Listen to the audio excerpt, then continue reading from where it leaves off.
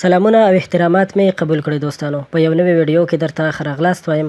دوستانو په دې ویډیو کې تاسو سره د تکبر او د متکبرو انسانانو 8 هغه نښې شریکوم چې تر اوسه به تاسو نه یاستئ خبر. نو دا ویډیو تر پایه وګورئ او که تر اوسه مو زموږ چینل نه وي سبسکرایب کړی نو مهرباني وکړئ همدا اوس یې سبسکرایب کړئ چې تاسو ته نورې همدغسې په زړه پورې ویډیوګانې جوړې کړو. کبر یا غرور هغه احساس او حالت ته ویل کیږي چې شخص په هغې کې ځان ته د نورو په نسبت بیخي ډېر ارزښت ورکوي. د اسلام له نظره کبر یوه ډېره لویه او له کبیره ګناهونو څخه ده. چا چې کبر کړی دی نو الله جل جلاله هغوی تباه کړي دي. ارواپوهان بیا د کبر په اړه داسې تعریف لري: کبر د نفس هغه هوا ده چې یو شخص پکې خپل ځان له نورو خلکو ډېر لوی ګڼي. دوی وایي چې غرور په نفس له باور نه ډېر توپیر لري. لوی حقیقت دا دی چې مغرور خلک په خپل نفس بې باوره دي. غرور هغه عمل دی چې سرچینه یې له وسوسې، شیطاني کړنو او شهوت نه اخیستل شوې ده. د مغرورو خلکو نښانې دا دي: اول، کبرجن خلک د هغو اشخاصو سره په دفاعي حالت کې ځان نیسي چې له دوی ښکلي، مالداره، پیاوړي او د پوهې کچه یې لوړه ده. له دا ډول خلکو سره ځان نه پرتله کوي ځکه دوی له ځانه لوړ خلک نشي زغملی.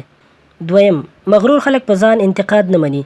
دوی کوشش کوي چې خپله هره کړنه په نورو غوره وګڼي، یعنې په دې معنی چې دوی هر څه کوي هغه تر نورو ښه دي.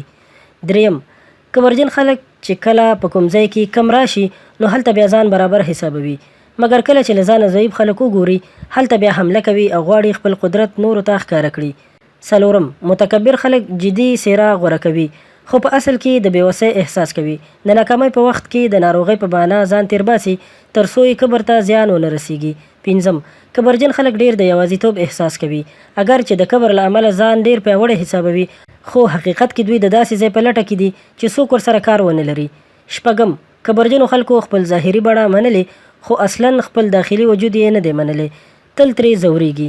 اووم، کبرجن خلک خپله ماتې نشي منلی ځکه داسې کړنې کوي چې حالاتو ته په کتو خپل تکبر وساتي تر څو یې په اصلیت څوک پوه نشي.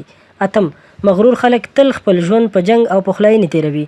که چیرې د هغوی په خوښه کار ونه کړي زر خفه کېږي. نور خلک دې ته مجبوروي چې یا به یې په خوښه کار کوي یا هم ترې خپله اړیکه پرېکه کړي. مننه کوم دوستانو چې دا ویډیو مو تر پایه وکتله. په دې هیله چې ستاسو لپاره به ګټوره تمامه شوې وي. له نورو همدغسې په زړه پورې ویډیوګانو لپاره در سره زموږ د چینل د سبسکرایب بټن ووهئ، دا ویډیو لایک کړئ او خپلو ملګرو سره هم زموږ د چینل نه شریکه کړئ. ډیره مننه.